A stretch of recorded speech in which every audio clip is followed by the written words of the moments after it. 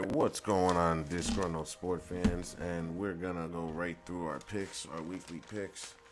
Uh, Seems like I found a little bit of time to get this done, so we're gonna get right through it and do it like we normally do. First game, which is going to be tomorrow, and we got Los Angeles versus Las Vegas. The Raiders. And Josh Herbert is, or Justin Herbert's hurt, right? Out for the year.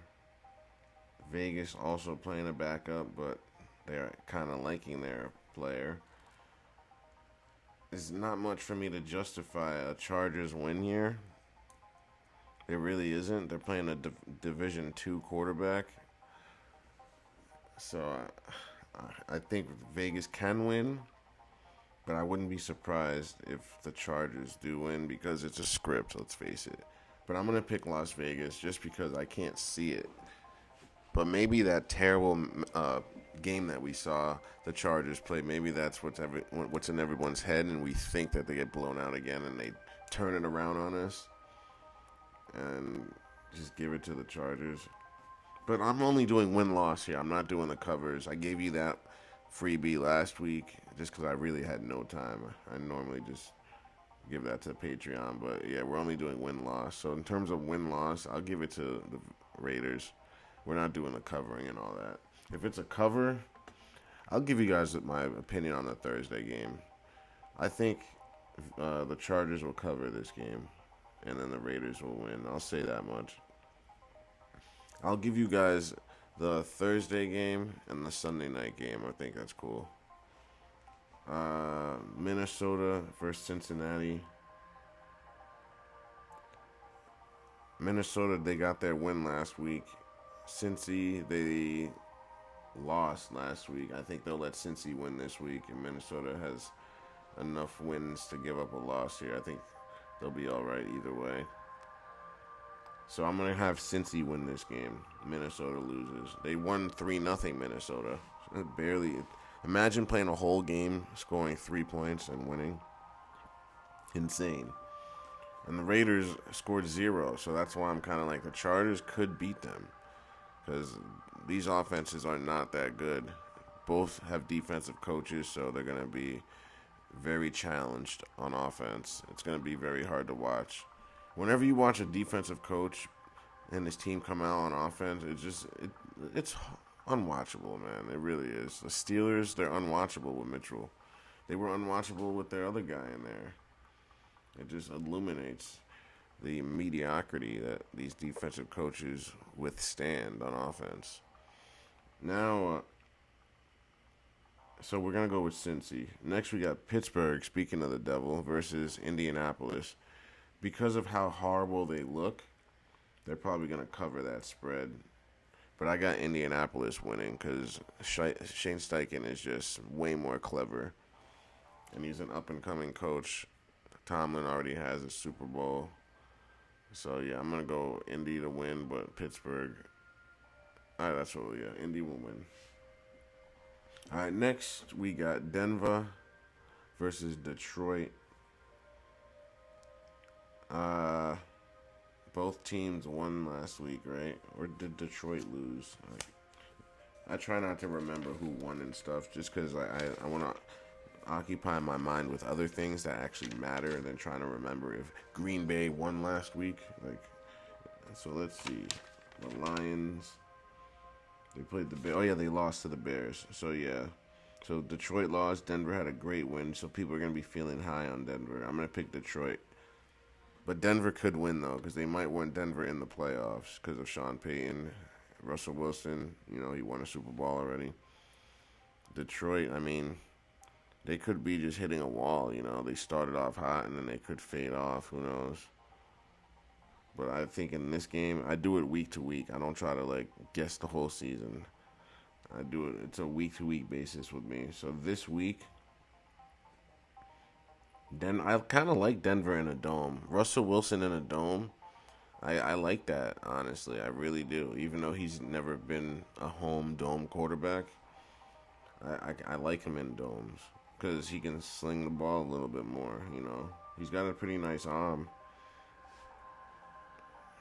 Detroit, though, their comfort zone is a dome, and their playmakers are more suited for turf and a dome. So that's why I'm picking Detroit, because their athletes are made for that.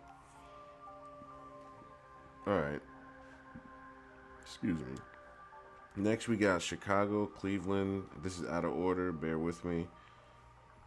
I'm going to pick Cleveland to win this. They're going to be home. Chicago's going to be feeling themselves. Cleveland, they got a nice win as well. So, actually, this is a trap game. Because you're coming off of Cleveland winning very handily against the Jags, right? And Trevor Lawrence was there. And Chicago, like, I'm telling you right now, Cleveland does not fear Chicago one bit. But they should, though, because Chicago, they can do a few things. But I'm going to take Cleveland here. But don't be surprised, man, if Chicago backdoors them. All right, next we got Tampa versus Green Bay. TB versus GB. Green Bay took a terrible loss against the Giants. And Tampa won a great game against the Falcons. So I think they're going to flip-flop this. People are going to be down on the Packers. Like, oh, they lost to the Giants. Oh, they suck. So they're not going to pick them because of that. That's how people work. People are prisoners of the moment. Even me sometimes. So, yeah, I'm going to go Green Bay here to beat Tampa. But Tampa can win this game. Like, all these games, it's any given Sunday, guys. But I'm just picking Green Bay. I can see why you would pick Tampa if you don't want to listen to me. No hard feelings. All right, next we got Houston versus Tennessee. Houston took that terrible loss against the Jets, and Tennessee had a great win against Miami. So I think they're going to right the wrong on that and give Houston the win. But, guys, they really do like Tennessee's coach. What's his name? Vrabel. They like him. I like him, too. He's a good coach. So don't be surprised if Tennessee beats Houston. Because Tennessee's one of those teams. They can beat any team in the NFL, like I say to you guys all the time. Now they got their quarterback, it seems. They got a running back in Derrick Henry. So, I mean, they're a dangerous team, man. You don't sleep on Tennessee, guys.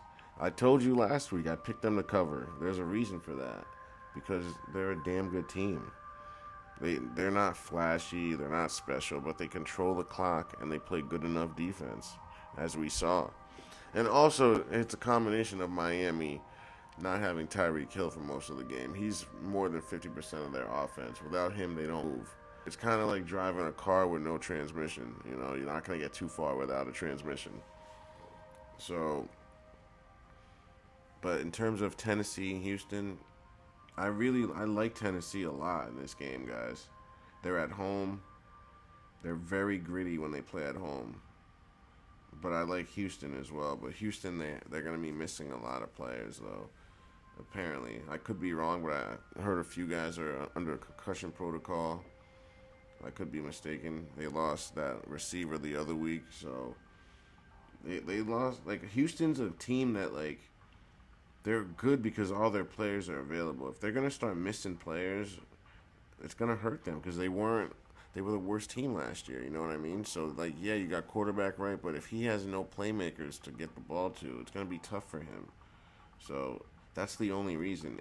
If Houston had all their guys, I'd pick them without even thinking. But now they're doing the injuries to give a reason for them not to be winning these games, you know? The injuries are part of the story. Like, yeah, it doesn't affect how the game's going to come out, a player being injured, but it's part of the story. Like, if someone's hurt, it kind of justifies why a team loses, is what I'm saying. It's not going to be like, oh, they're going to play bad without them. No, they might still play good, but if they lose a game without their star player, it gives them an out. Like, oh, they didn't have this guy, so they lost because of that. You know, it's part of the story. Let's see. So yeah, I'm picking Houston, but like I don't feel good about it. I pick Houston to win, but I don't feel good about it at all. Because I like Tennessee. I don't know how Houston's gonna stop the run, and if they can't stop the run, Will Levis can just DeAndre Hopkins them to death. You know, they've got a star running back and a star receiver and apparently a star quarterback. So that's what I mean. That's what drives the league. You know what I mean? Houston, they don't have a star wideout or running back. They got a star quarterback. I'll give you that. Their tight end's pretty good, but I don't know. This is a really tough divisional game. Like I say, this division is one of the toughest divisions to pick either of the teams to win on either side. I'd say it's the hardest division to pick. I always struggle with this division, always, and I always tell you guys this. So like it's really a coin flip, but I'm gonna go with Houston. I don't feel good about it. All right, enough on that game. I spent too much time on that. New York versus Miami. Miami is gonna be well. If Tyreek Hill's not there, guys, the Jets have a serious chance of beating them. They really do, guys. Because then they can key on Walden or what's his name, Waddle. They can key on Waddle, right? But if Waddle and Tyreek's there, now that's where the trouble is. You can't just focus on one. Well, you have to focus more on Tyreek, but keep an eye on that, guys. So this is what I'll say. There's going to be a caveat on this game for me. If Tyreek is not there, guys, I'm picking the Jets, and that's just it. If Tyreek Hill is there, then that justifies Miami to win in my book. But if they don't have Tyreek playing, that's clearly the story. They want the Jets to beat them, and they want Miami to lose games to not have home field probably. Because Miami at home, like that would be good for the playoffs, you know, just the sighting and people spending money and all that. But for playoff football, having Miami weather, that's throwing a wrench in the plans because everywhere else is going to be cold. Excuse me. Minus Jacksonville, I guess. Let's see. So, yeah, that's what we'll do. We'll pick New York if Tyreek Hill isn't there. If Tyreek's playing, I'll pick Miami. But at this, because if you guys look at the line, they have a 9-point line on Miami. I never trust those, ever. And look what happened when they did the huge line with them against Tennessee. Tennessee destroyed that line and beat them. So, be careful, guys, with this game. I would stay away until you know if Tyreek's playing. And he might even be playing hobbled. And if he's hurt, you ain't going to get the full-fledged Tyreek. So, I don't feel good about this game either. But I'm going to pick the Jets to... You know what? I'm going to pick Miami to win. I'm going to pick Miami. If Tyreek Hill isn't there, I'll pick the Jets. So we'll pick Miami. All right, next we got KC versus New England. Yeah, I think this is going to be KC and a statement game by KC. So, yeah, I picked KC to win that one. If KC loses to New England here, then there's definitely going to be trouble in paradise, and that's all everyone's going to be talking about the whole week. But I picked KC. All right, next we got New York versus New Orleans. I got to say, guys, I kind of want to lean towards the Giants here. I think I'm going to pick the Giants just because they got a better coach. Just the way Daboll does things. Dennis Allen can't sniff it. He just can't. He gets bailed out, Dennis Allen does, because he has good players that he's coaching, and it has nothing to do with him. He doesn't even put them in position to be successful. They're almost winning, in spite of him, like if you really think about it. So, and Derek Carr's throwing a lot of Derek Carrs out there. I think New York can get an upset there. This New York team is capable of finishing out the year like 8-8 or 8-9, I guess now, 9-8, and just missing the playoffs. Because let's face it, they can't make it because of their division being so tough. But it looks to me that New York wants to finish the season strong. And they, you know what, guys? There are a plethora of quarterbacks coming out this year. In the first round, there's like 10 quarterbacks that are going to be first-round quarterbacks. So if they're within the top 15 picks, which they probably will be, they'll get one of those quarterbacks. It won't be one of the best ones that we perceive, but let's face it, Not all those quarterbacks are going to work. Bryce Young was the number one, and he ain't the best performing right now. His situation has to do a lot with it, but not the point. The point is the quarterback the Giants get at their pick. Who knows? He might be the perfect fit for them. He might be what they need for the team that they have that year and beyond. Who knows? But you can't run it back with Daniel Jones. He's going to be there because of the money, but I just don't know. It's either that, because they also miss out on Marvin Harrison. They could have made a case to keep Daniel and draft Marvin. Now they miss out on that too. So I do wonder what team that kid's going to go to. So that's that. Arizona made a mistake. They should have lost games to get him because they're going to keep Kyler, so then get him a receiver. That would have been perfect for them. But I could say that about a lot of teams, though. Let's be honest. Any team could use him. So, yeah, I'm going to pick New York to beat New Orleans because, well, they're traveling, though, to New Orleans. So that's going to be tough, actually. It's tough for New York teams to go there. But even so, I'm going to pick New York because I don't think anyone's seeing that happening. All right, now we got Atlanta versus Carolina. I'm going to pick Atlanta there. I'm not going to waste too much time. I just don't think Carolina has really anything to offer, and their game plan is never good. Let's put it that way. I still don't believe how they beat the Texans. That just doesn't make any sense to me. I don't get it. That was clearly a script, but whatever. Next, we got Washington versus the Rams. Washington's another spoiler team. I always just get a little... I pause whenever I see them play someone because they're capable of spoiling any weekend. Will they spoil the Rams weekend? It's possible, man. These teams aren't too far off from each other. But I'm going to go with Sean McVay to get it done.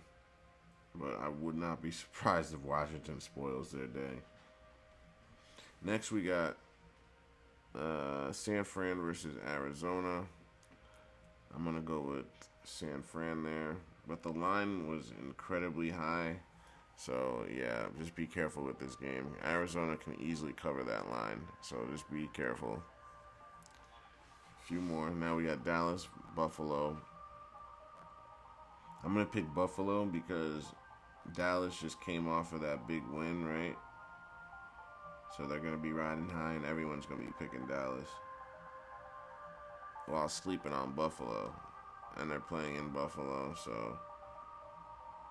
yeah, I'm going to pick Buffalo. It's going to be a fun game to watch.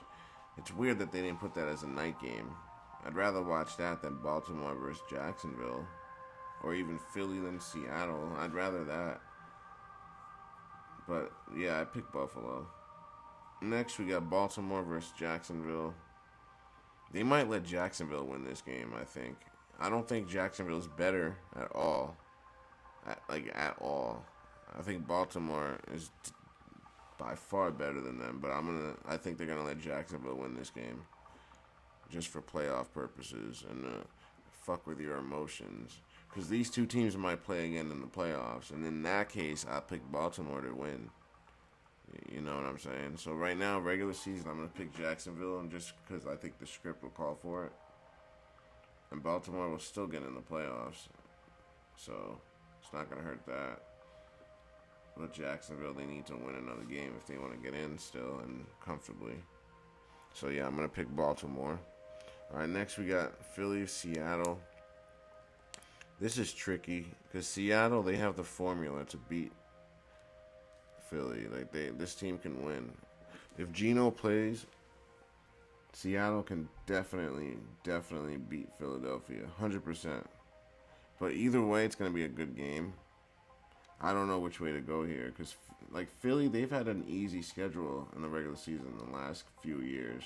Now they're scheduled towards the end. The last 5 games are really tough, but the previous ones, all beatable games for them. Winnable, I should say.